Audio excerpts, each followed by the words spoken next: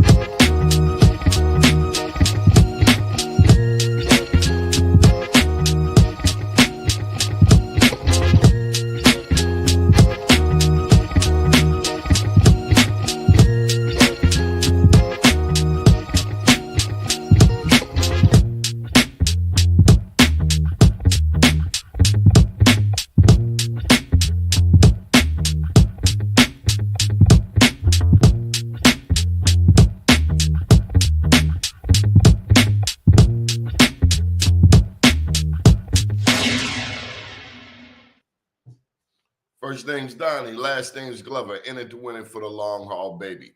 Listen, today we're going to have this conversation about cannabis. We're going to talk to the two Dr. Farrakhans. Top of the morning to you. Hey, top of the morning. Good morning, brother. So introduce yourselves. So my name is Karriem Farrakhan. I'm a pharmacist by trade. And this is my wife. Yep, I'm Tecoya Farrakhan, also a pharmacist. And we've been in the game for 22, 23 years, kind of made some adjustments and pivots along the way as our philosophy about health and wellness has kind of changed and embracing new modalities. We've just continued to evolve over time, but we're so happy to be here with you. Okay, now you first got to tell me about your names. Now, Karriem, how'd you come to spell your name that way? Oh man, hey, it's a good question, man. I mean, so I've seen it spelled all kind of ways. If you can imagine coming up elementary school, teachers, kids, you know, all types of things, all types of ways. But you know, so my father, you know, was part of the Nation of Islam, coming out in the 60s and 70s. You know, when I was born, and you know. He loved the name, right? He got the name. That's. And did they call you Little Lewis or what in school? No, not at all. You know what? It's interesting because I don't think anybody even knew about that. Nobody was at that time, because you're talking about kids, right? So their best thing was ice cream or cream of wheat, or you know, they came up with little silly things like that. That's what I grew up with, you know, and then. Probably when I got to high school, that's when people started recognizing, hey, making that association and saying, hey, is that your father? Like, who is that? you know, Lewis, you know, that type of stuff. But that didn't come until later. Man, I remember the first Muslim in our class. Mm-hmm. And the interesting thing is his last name was Ham. Oh, no, double M though, right? Double M or just one M? Yeah, double M, Malcolm Ham. Okay. Made a little bit better. We share the same birthday, but none of us had seen a kufi before. Oh, okay. Mm-hmm. You're right. Yeah, that's an interesting time, man. Kids can really be brutally honest. Totally honest. Exactly. Honest. Brutally, as you said. Yeah. Yeah. And then Tecoya, your name ain't like Lisa or Angela. No, it's not. It's not. It's a family name, so it's one of my great aunts' names, and it's been a name, and it's been passed down. So my aunt, my mom's sister, she has my name as a middle name, but she spells it completely different. And so my mom changed it. Huh? Is it indigenous? Yes, it is actually. Yeah. Yep. And it means princess, like Indian princess or something like that. And so my people are from, some of my people are from the South Boston region of Virginia, and a little bit part of North Carolina. My grandpa from South Boston. What's that? Halifax County. What was it? Which Halifax County? Yeah. Yes. Yep. Mm-hmm. Yep. Not too far from Danville, Wow. right? That whole area down there. The Yeah. Race Speedway. Yeah. So so it's a family name. It's been passed down. I wish I had a little bit more history about it to go a little bit further back and learn more.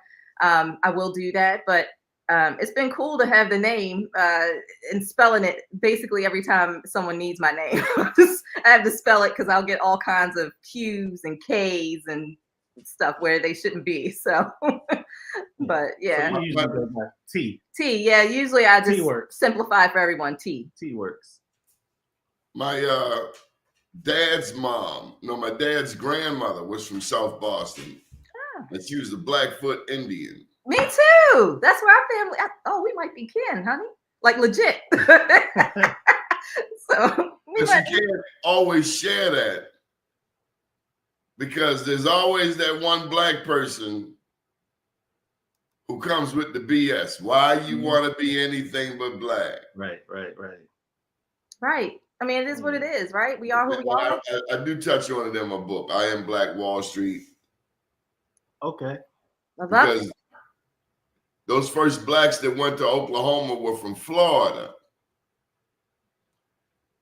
And some of them were black Seminoles. Okay. So much of our history started down in Florida. But love it. We're here to talk about the cannabis industry. Yes. Now, I don't know if you've ever seen this show. Nope. No. Nope. But nobody gets a pass. I know Baltimore's 9-1 Democrat. Maryland is 2-1 Democratic state. I've been a Democrat my whole life, but if a Republican is going to push the envelope in Maryland, I'm not talking about DC, I'm talking about in Maryland. Right. Yeah, right. If that's going to create competition and make the Democrats work harder, yeah, then I'm going to help. Great. That's wonderful work because it takes all of us, right? Absolutely. And we're 100% about access. You know what I mean? Access and education, right? So if you understand what you get that education, you understand what you're doing and what you're using certain things for, well, then why shouldn't you have the access? So that's what we're, here to promote is the access. And if, like you said, if they want to make it a political thing, if it's a Republican that can get it done or a Democrat can get it done, like, let's go with it. Let's get it done. The bottom line, let's keep the main thing, right? The bottom line is to get the access. Neither one of them have been loyal to black people. There you go. No, and it's a little bit frustrating, right? Because then you get excited about the potential opportunity. On the surface, it seems like a great opportunity to be part. And I don't want to take anything away from the folks that were able to access an opportunity in the rec market, through the social equity licenses. I mean, congratulations to everybody. And, we really wish everyone great success in their opportunities. I think we were just really excited about the potential. And then when we were part of the lottery program, for the social equity round of licenses that just concluded mid last year. And we were super excited. And, I come from a background of I ran a dispensary for a couple of years. I was the clinical director and the general manager. So I created all of the clinical content that we would share with the community. We would host free classes for the community. The company I worked for was vertically integrated. So, we grew it, we processed it, and we sold it. And so it was just wonderful to be able to take patients through that process. But, wanted to do that in our own way, right? And really try to take that social equity opportunity. So we applied for a dispensary license as well as a cultivation license. And we didn't get either. And I mean, again, as they say, it's the luck of the draw, I guess. But it doesn't take away the hurt and the sting when we didn't get selected. And then certainly, the resources we put in, while quite discounted, as a social equity applicant, it's suggested that perhaps you've been impacted at some point in your life, right, where you're not at the same level playing field as the others that are currently in the industry and running it. So, okay, Tecoya, I want you to go back to the beginning. What is a social equity license? Sure. So back in, I don't know, was it late 2022 or so, the state of Maryland decided that they were going to, because rec was coming, and they wanted to make sure that they addressed some of the, how do you say it nicely, the lack of inclusion the first time around when the medical. It's all white. started. It's all white.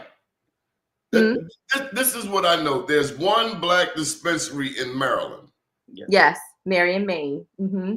Yes. Hope Wiseman and her mama. The black people locked up for weed going back generations. Uh-huh. Yeah. We're 30% of the state. We got a black governor, a black attorney general, a black treasurer, a black speaker of the house. Yeah. Not one black dispensary in Baltimore. No. Am I missing something? I mean, I'm talking about equity. Or is this just a buzzword? Yeah, so I think before it was, and I'm hoping that this year, because the folks that won the licenses in June, was it June? June of last year? Yep. They have 18 months to make their businesses come alive. So the hope is that, and these were, all over Maryland. So there were a couple in Baltimore that, got licenses and such. And so our hope is that that they are able to, really launch successful businesses in Baltimore and sort of, change the landscape a little bit. But doesn't change the fact that these licensees are going to have to access keyword resources. Who determines Social equity. this? The social equity. Who the hell is in charge? Great question.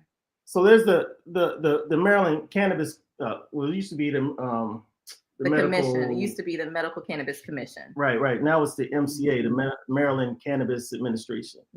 Mm-hmm. And so That's my bodyguard. okay. So Calm down, Dylan. So what they did is they came up with, and again, don't confuse social equity with race or ethnicity. Right.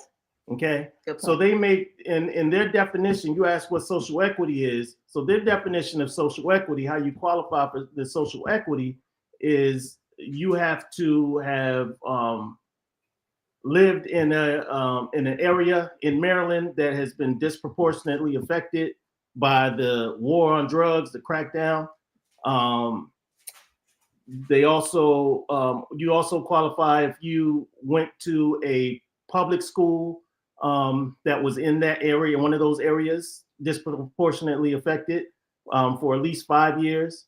If you went to a college or university for Who made up this bullshit? right. People who wanted to try to be inclusive, I think. I mean, they were trying to, I guess, say, hey, this is not discriminatory. We're not saying this is just for Black people. This is for people who lived with. No, really, who are these people? Right. I mean, are they Black?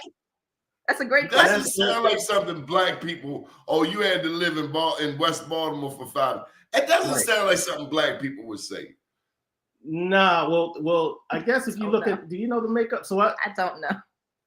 Who are these people? Where do they live? And where did they go to school? Right. And who put them in charge? Right.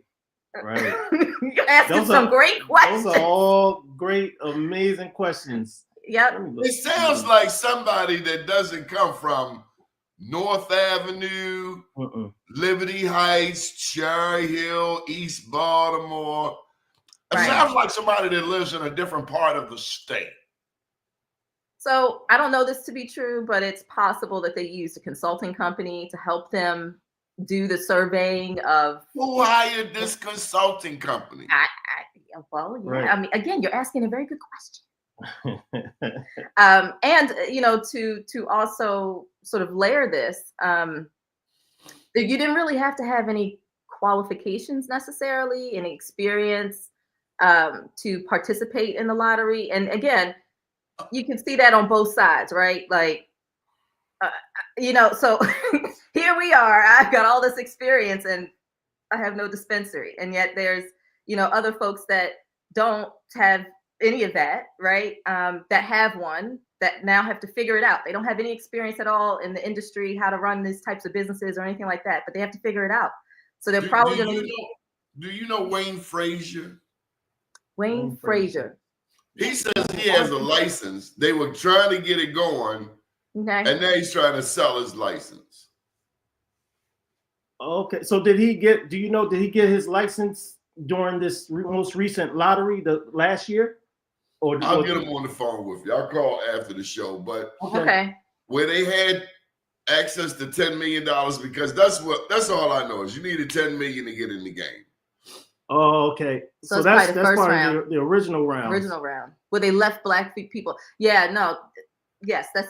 I'm just saying, how can you have a 30% black state and the white boys are so damn greedy after all my brothers and sisters that got locked up over a joint, a bag of weed, an ounce of weed, a roach, and you don't want no black people to get a piece?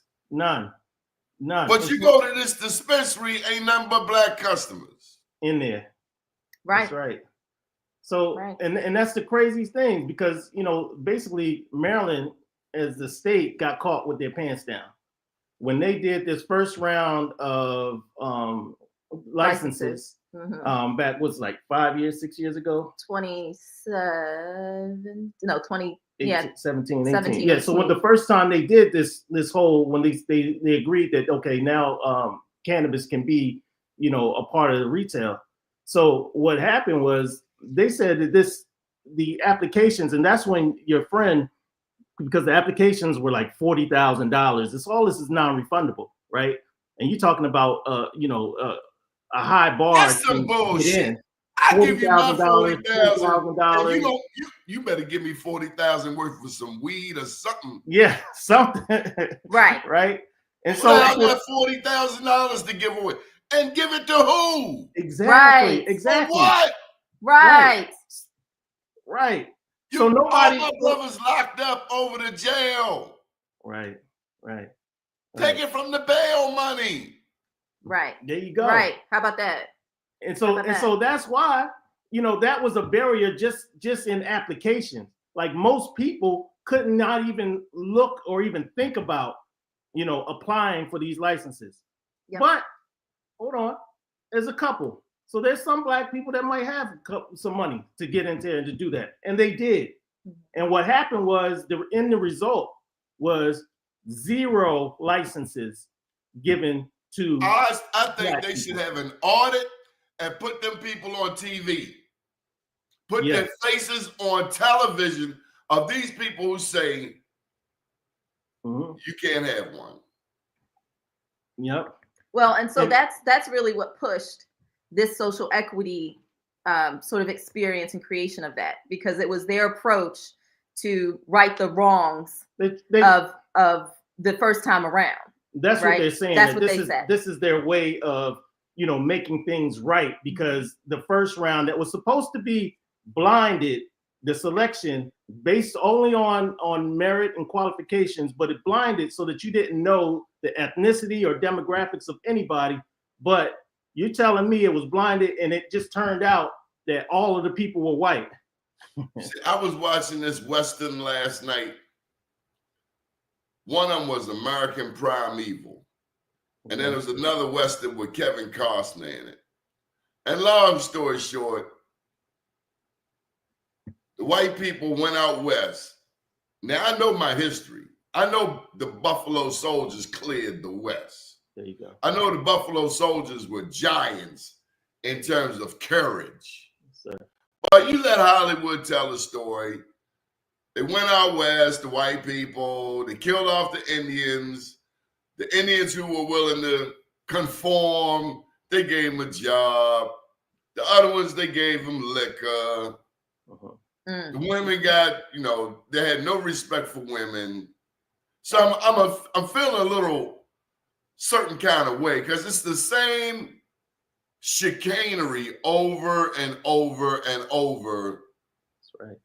And now, in a few more days, we're going to have this person. This person. Okay. That's about as nice as I can get. A convicted felon. A convicted felon. Yes. First ever in history, right? Like he's gonna be running the country. Yeah. But let me or you do it. Oh no, you can't have a cannabis license. No. But this person is now president. You can't even work at McDonald's with a felony. How about that? Like, It's called white privilege. White privilege. Yeah. Absolutely. But there's a God that sits high and peeps low, and we have to continue to fight. But I'll be damned if we're going to get another election where this issue doesn't come up. I don't want to hear the smiling. I don't want to hear the quotes. I want to see the numbers. Right. And we'll be able to black see that. people locked up over weed. Yeah. Yes. I know. And they've really been trying to, again, I guess, right the wrongs by creating or having available these expungement clinics. So they've been all over the state, you know. Does Donald Trump need an expungement? Oh.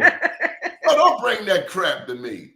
If they don't take it, if you can be president, take that crap on down the road. Mm-hmm. He's got the commander-in-chief with a felony. Right. It doesn't mean anything anymore. No. It doesn't at all. And who has the problem? White people have the problem because they're now saying to their own children, if you have a felony, you can be president too. Wow. So good luck on training your sons and your daughters. You're right. Mm-hmm. Edmund Burke said the only thing necessary for the triumph of evil is for good men to do nothing. That's right. Right. That's right. It's true. This is a reflection of them, not me. You should read H.L. Mencken's quote. You got me revved up this morning. Let's go, brother. Let's go. What do we do? So what's interesting, and we're going to see how it goes over the next, 12 months. Yeah. Is because they got caught with their pants down, and now they tried to rerun the whole thing, and allow these social equity licenses. They've been distributed and issued last in June. Mm-hmm. So within the next 12 months, we should be seeing more Black ownership. And there's rules to the thing, right? Like if you, Black people, yes, but social equity applicants, and there are some Blacks mixed in that. The idea is that those folks will hopefully be the people we need in place to bring in others from the community and give them opportunities as well. That's the hope, right? That this movement, those that are in place that did get a license through the lottery, right? That they will reach back and pull the people in. Right, that they will engage the ancillary businesses around those major licenses, right? The major cultivation, manufacturing, and dispensary licenses. Those were the three majors. And then there were some others like consumption lounges and what was the other one? Consumption lounge and so they have the standard and the micro. And the micro options. So right. For each dispensary, you could, for like the cultivation, the grow, you can have a standard or a micro license, and the application fee for a standard is $5,000. The application fee for a micro license was $1,000. Okay, so they have standard and micro at each level at dispensary, processor, grower. Is that right? That was it for the first round. Yeah, dispenser, processor, and grower. So, and it's just based on size, right? Or is it just as a grower, you could only have your footprint. Your grow space could only be a certain size, and that's the distinction between the micro and the standard. Same thing for the processor. You can only produce a certain amount of poundage over a certain period. And that's the distinction between the standard and the micro. Now the dispensary was different. The dispensary there's a standard dispensary application, but then the micro dispensary is basically is really effectively a delivery service.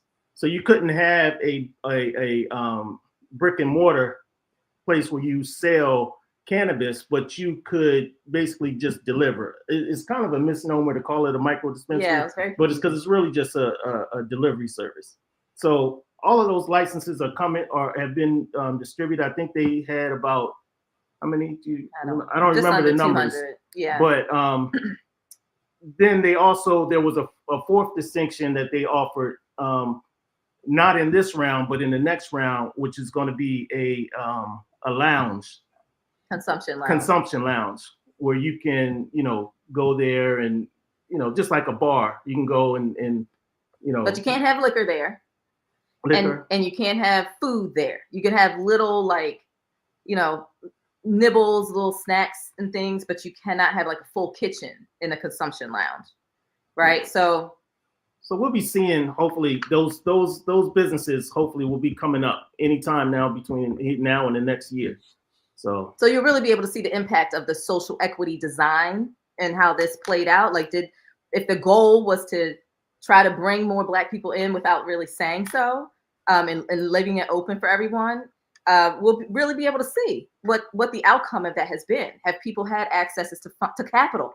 Have people been able to find places to set their businesses up, locations, right? There's so many landlords that don't want anything to do with cannabis businesses at all, right? So that's a struggle. Have people been selling weed illegally? Yeah. And people who tried to go the legal route and then they found they might as well go the illegal route. I mean, are they problematic to you? Well, I would say that when I started in the industry, when it was medical, not so much, right? Because the medical sort of umbrella term really meant, hey, you get more high test or, more potent THC laden flower if you go to the medical dispensary, right? Because they have permission essentially to just, do whatever. And also in theory, you also learn, what else is in there, right? Correct. You can see the ingredients inside, right? Which you can't really see when you buy it. The levels of terpenes and right. So we started to understand the components within the plant that were important to know, right? In order to dive into how we best treat you. And so those were the types of things that we learned, over the last, 6 years or so. But we really wanted to get as much education about this as possible, which is why we went to the University of Maryland School of Pharmacy's graduate school back in 2019 when they opened the very first master's program in cannabis science and therapeutics. You got a master's in weed? Both of us. We got a Yes, sir. We don't sleep now. You said we're morning people. Got to go after it. Right? We got letters. We got letters for this. Yeah. So, but our intent in can you get a PhD in weed? Yep. So there's no PhD program. Not in Maryland. Not yet. There's a master's. The master's is the highest level at this But they're working on it, I'm sure. Yeah. Because look, we told you our background is in healthcare. We're pharmacists. We have doctorates in pharmacy.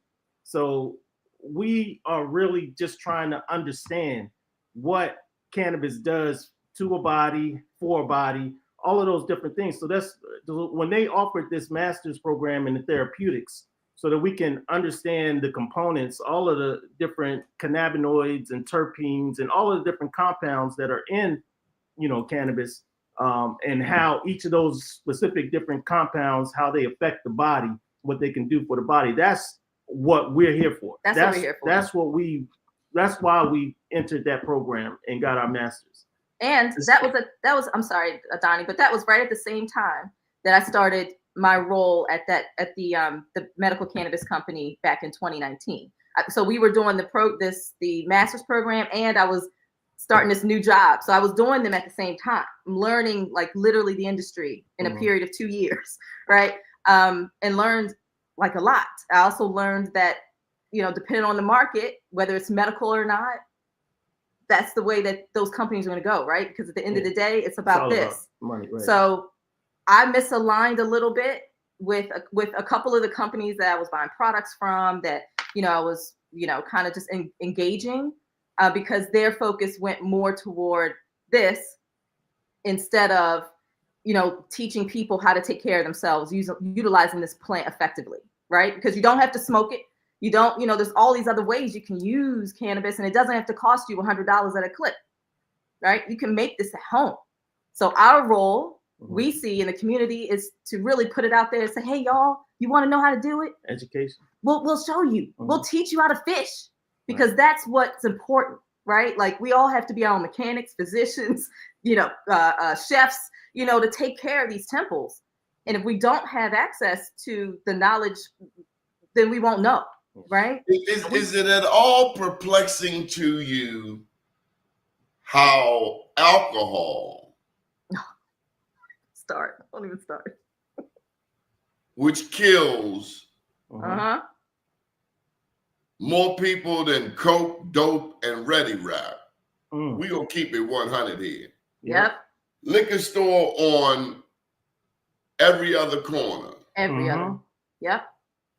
Does it baffle you that cannabis has to go through so much? I mean, liquor is available 20 hours a day, causes more accidents, more cancer, more liver damage. Yep. Doesn't have any medicinal value in a true sense, right? It destroys families too. Don't stop there. The father that's coming home and drunk and all that, it destroys families. Alcohol is, relationships. Destroys relationships. In general. Yes, that's right. Exactly. That's right. That's right. Yes, and we do struggle with that, right? But the flip side of that is educating people as to how cannabis can help folks remove themselves from that, we'll call it an affliction or addiction, right? So, I mean, I've seen several patients and supported several patients that have been using cannabis to stop their alcohol issues and also opiate concerns, right? So, alcohol worse than the dope, the coke, and the crack. Oh yeah. That's on the corners. It will destroy a person. Just like that. Just like that. And one drink has an effect on your liver immediately. People don't realize that, but immediately.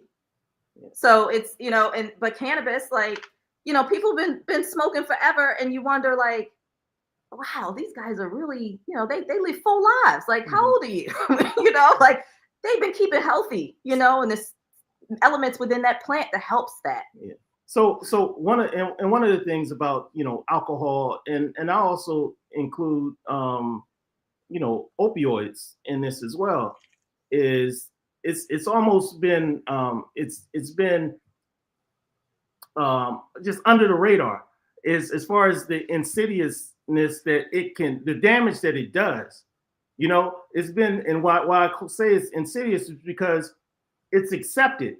Right. It's accepted. It's something, we'll go out and have a drink. Let's go out and have a drink. It's socially, and people don't look at it as bad until it gets to a certain level. Now it's bad.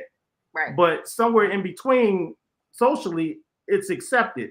And that's both the opioids and alcohol. But what people don't understand is, even in that socially acceptable range, it's also still doing damage. You don't have to be at the extreme levels to only cause damage, but just causing damage at those socially acceptable levels. So it has that, that insidious nature where it's destroying you without you even knowing and realizing. That's a good point. And so as pharmacists, we've been on both sides. Like, as far as we learned all of these medications, all of these, drugs, the painkillers, the opioids, all that stuff. We've learned how they affect the body, and it's the education has to be there. These things are affecting the body, and like as Tecoya mentioned, she's used people have come to her as a clinical director at a dispensary. People have come to her with opioid addiction, and she was able to treat them with cannabis and get them off of their opioid addiction.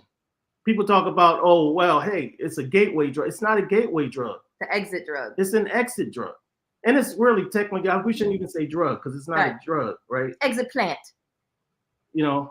Exit herb. So Yes. And for us to have that education, the doctorate in the pharmacy, and know the pharmaceuticals, we know that all of these drugs, all of these medications, they have what's called side effects.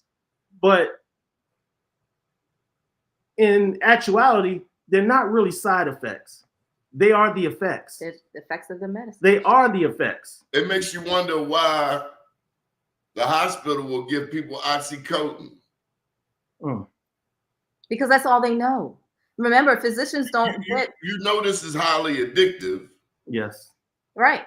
Then you gonna give it to them, and then you gonna take it away and say, "You hope you be all right." Right. And next thing I know, I live in Sandtown. Okay. Yep. This is 10 years later since Freddie Gray. Before Freddie Gray, you would never see white people out here. 10 years later, white addicts are everywhere in Sandtown. Wow. That would never have been 10 years ago. Why? Opiates. They come here for the drugs. Yeah. From Carroll County, from Harford County, Oh, yeah. Cecil County, Eastern Shore. Oh yeah. The doctors won't can't refill opiates, but they won't give them new scripts. You know, so they're like, okay, well, what's the less expensive option to take this pain away? You know, and what's easily accessible, and what's, you know, that I have some, you know, I don't have issues with expense, but yeah, where can I get all that? You know, and so yeah, it's a cycle that's really difficult to figure out how to approach and rectify. But all of this, as Karriem said, starts with education, and even our sisters and brothers. Shouldn't y'all be on some type of? Shouldn't y'all be making the rules? You two. Well, and who are making the rules? And do they have a PhD in pharmacy? Because we always saying we got a black governor. I'm like this. If the political isn't translating into the economic, you ain't got shit. Right. Yeah, that's right. And I don't mean to be vulgar, but let's cut the crap. Black president, black this, black. If you don't have power to effect change, all you have is window dressing. That's it. So that's what I'm saying. I'm hoping that the folks that did get awarded these licenses will do what hopefully the community is expecting them to do, which is to create stepping stones for others in the community to be able to access that industry as a career moving forward, right, within the confines that have now been created. I think this is my suggestion for you. This is my first book, Unapologetically Black. Oh, I love it. I think y'all need a book. All right, we love it. We love reading and getting knowledge. Yes. I think you need to write a book. Oh, write a book. You know, you're not the first to say that. That you're not the first. You better jump on it. People doing them books nowadays with AI. They have a book at the damn publisher tomorrow. Facts. Yeah. That's true. That's true.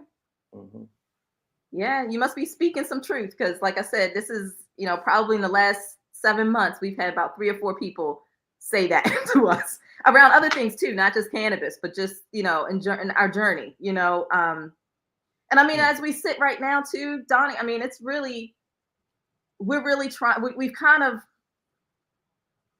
moved away from what would be considered those 3 big licenses in terms of our aspirations. No, right? you should have them. And you know, the Maryland General Assembly is just kicked off. Yeah. Yes, they do. Like this guy named Herman Taylor. He wants to have MBE night. Okay. MBE He's night. former delegate from Montgomery County, a Peter Franchot supporter, so he didn't even support this governor. Right. But he has this MBE night, Minority Business Enterprise night. Yeah. If they're not talking about this, they ain't talking about nothing. Yeah, well, and you know, and I'd be curious to know how they're planning to use the designation. They're not. If we don't make it an issue, they're not. You are the first 2 I've met to talk about this besides Wayne Frazier. Oh, oh, wow. Okay. Wayne Frazier runs the Maryland Washington Minority Companies Association, mwmca.com.org.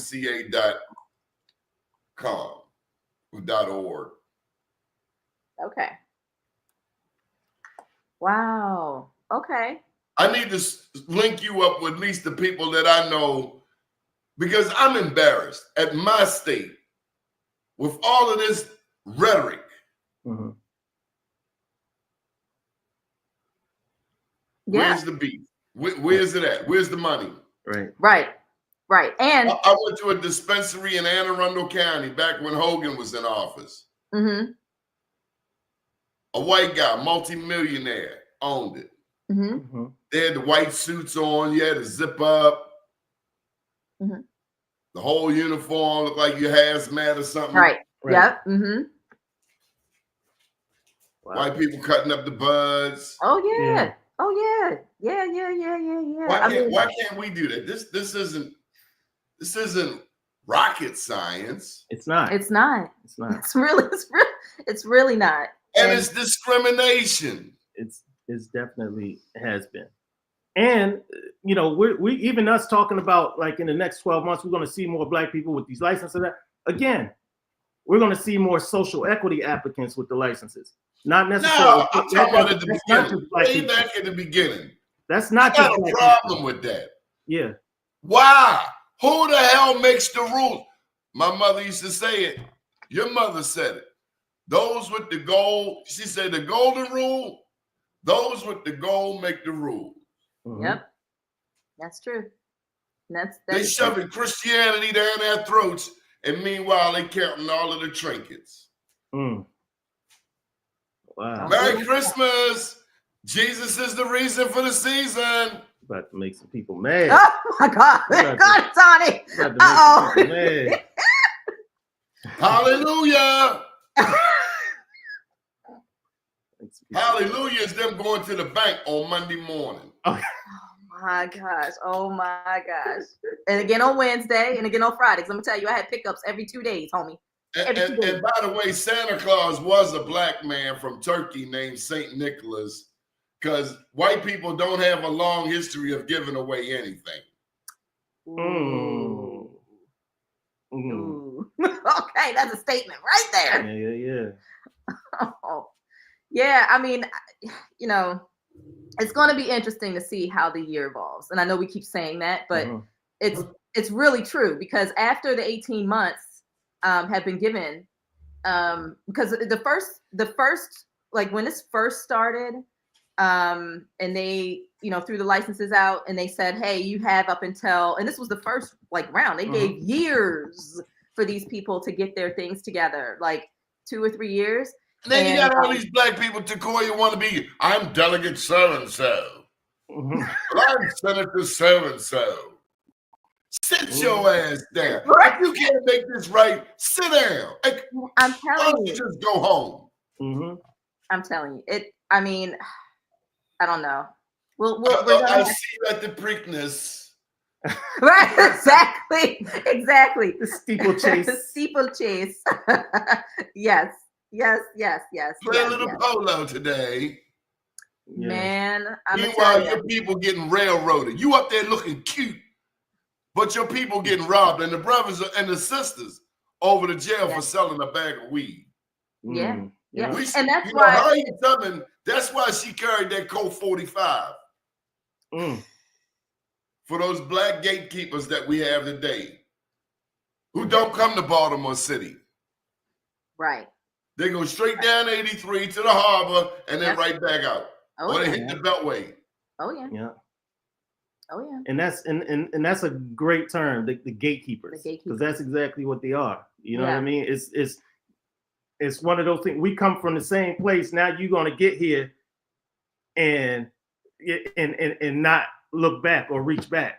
And that's what Tecoya is saying, is like, hopefully, ideally, some of these people will help out and reach back when they get established. After we vote them out of office. Mm-hmm.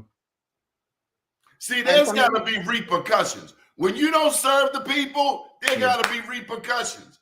We are tired of the window dressing. Mhm. Right. Right. Why did it take Bob Ehrlich, a Republican, to give Coppin State University money it should have gotten decades ago? Why? Right. Why are Right. you gonna tell me when Anthony Brown running for governor, they're gonna put signs up Liberty Heights to say, vote for the Democrats? Are you kidding me? Yep. And that's action without education, right? Yeah. Even Vote political. for the Democrats. Mhm. Man, I tell you, we all have to we have to change. We have to be more open-minded with our mindsets, right? In terms of how we engage with politics, how we engage with, just businesses, how we partner, who we partner with, Mhm. because all of that is important, right? In terms of how we grow the community and how the community gets more of what it needs to be able to run its own stuff, Rather than give Harriet Tubman a national holiday, take on the spirit of a Harriet Tubman. Yeah. That's it. Jeopardize her freedom for other people's and free damn near 1,000. And look, I put it on one of these social media. You know which one, the one that's always putting black people in jail. I put on there that she freed 1,000 slaves. They challenged me. I said, well, go look up the story in South Carolina when Harriet Tubman, with the help of the Union Army, freed over 800 people at one time at the Combahee River.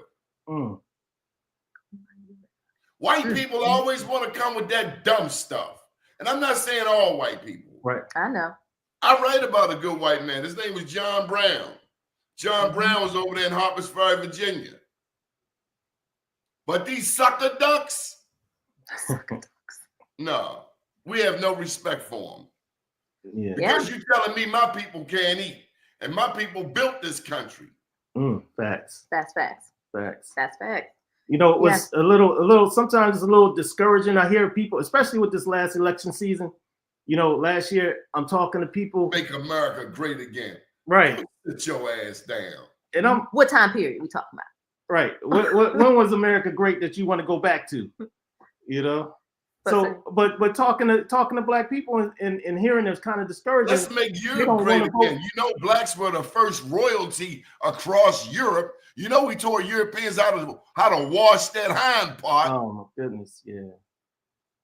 Learn your history, black people. That so right when there. Somebody come and tell you that dumb stuff, like, hold up, Pim.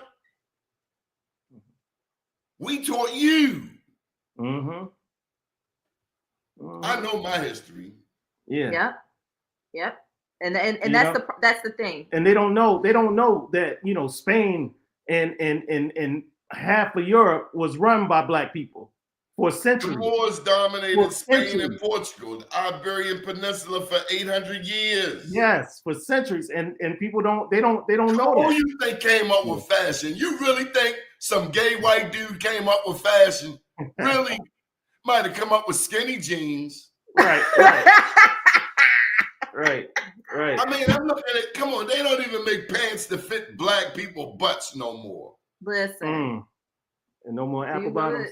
No more apple bottoms. I guess not. No? I don't know. Okay. I don't know. Yeah, no, but you're absolutely right. Absolutely right.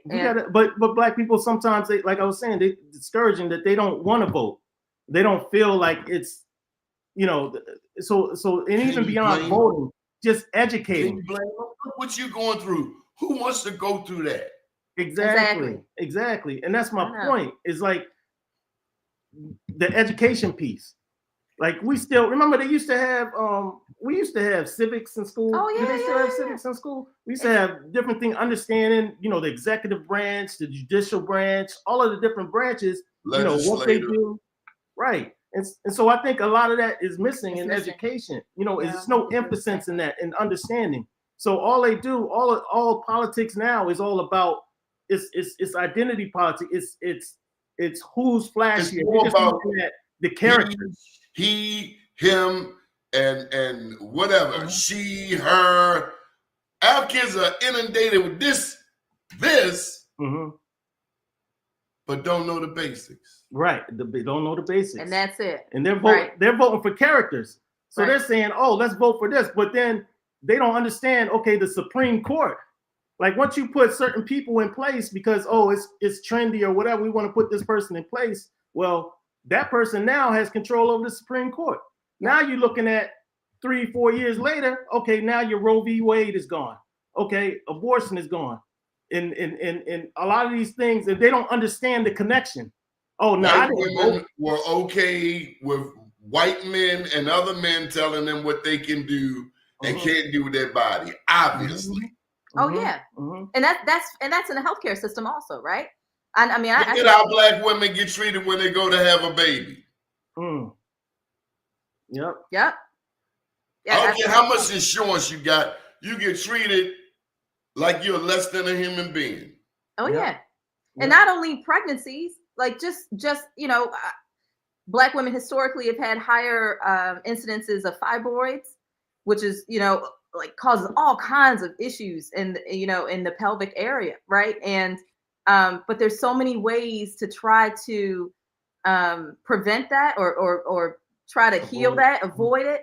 But it comes with education, and it comes from people like us who have that indigenous background, right? And some of these plants and healing herbs and healing medicinal medicines that can help support that. But at the same time, when these folks go in and get, assessed, they're misdiagnosed. Misdiagnosed, yeah. So then we cause other issues. Medical apartheid. Yes. We can't forget the Tuskegee experiment. We can't forget Henrietta Lacks. We can't forget the sterilizations. Come on. When I read that book so many years ago, I was like, we can't forget the father of gynecology, J. Marion Sims, who experimented on black women without anesthesia. Yes, that's right. That's right. Yep. We on TikTok and taking too many selfies. We better get back to facts. Right. We're distracted. It's a distraction. We're distracted from what's really important here. And just for us to be able to live happy, full, well lives, right? We're so caught up in the systems, so many systems, that it's very hard to step outside of the systems and trust. So, I know that, I'll use my you don't even realize you in the system. That's the problem. Well, that's what I'm saying, right? And I like our families, like some of our older family members, we'll tell them something or suggest, some sort of change or lifestyle, whatever. And they will look at us like, but then they'll go to the doctors and be like, hey, the doctors wrote me a new prescription for blah, blah, blah, blah, blah, blah. Right. With all the side effects that you hear on the commercial. You planted a seed, though. Right. And that's our hope, right? You meet them where they're at. So hopefully every time you meet them, you say the same thing, or you can elaborate a little bit, or you say something that sparks an interest, and then they start thinking about it differently. But it starts with being open and understanding that there's a system that hasn't been inclusive of you. Right. And so since it hasn't been inclusive of you, you have to go and get that information on your own. Right. So that's when we said, okay, we got to learn about this cannabis. It's coming. Right. Like our people are going to need it. And we're going to have to be able to educate people on the appropriate way to use it. And this is our way to, to affect the system and hopefully affect change and teach people how to do this, so that if they don't have the money to go to the dispensaries and spend, $50 on an eighth, or, if it's discounted, $30 for an eighth, they can grow it at home. Grow it at home. Now we can do that. And now you can make your own medicine. And it's a fraction of the cost of you going down the street to the dispensary and spending, $200 on all the things that you think you need, or that the person behind the counter told you you need. Right. So we teach you all the ins and outs of what to look for in these products. And that's one of the great things I will say about Maryland and its cannabis industry, is that we've done a really good job of making sure that the elements in the cannabis, the compounds and all the other elements are available on the labels. Right. So that is one thing that's really dope outside of the legacy markets, right? Is that we don't have that. But to be able to see those other components within the plant really helps to, have people focus on those things when they're selecting their medicine. So there's so much to learn. So much to learn, Donnie. You're going to be featured at this Black Wall Street Expo coming up on February 22nd. Do you want to put a plug in for how people can get in touch with you? Yes, absolutely. So thanks again, everybody, for meeting us. We're so happy to meet you. We look forward to being participants and panelists on the 22nd. You can reach us at www.rudimentaryWellness.com. That's ROOTIMENTARYWELLNESS as in Sam.com. That's our website. You can certainly contact us and send us a message and we'll get back to you. But we look forward to meeting anybody and everyone that is really ready to really learn how to, do this. Take your health back. Yes. And this is just one element of that. So we welcome meeting anybody, and we just like to meet people too. So come on through. Okay, is that spelling right? You got it. That's perfect. That's it. RudimentaryWellness.com. Excellent. Right. And thank you, Doni. Any final thought before we get out of here? No, we just hope you invite us back. There's so much more to talk about. Oh, yeah. This was just the literal tip of the iceberg. There's so much of that berg underneath that we're not seeing, but we tapped into it. You brought some of that out. So we'd love to continue the conversation later. And we're going to do some of that on the 22nd. So we thank you so much for the opportunity, Doni. Yes, sir. Thank you very much for joining us. Good morning, world. All right. Thank you.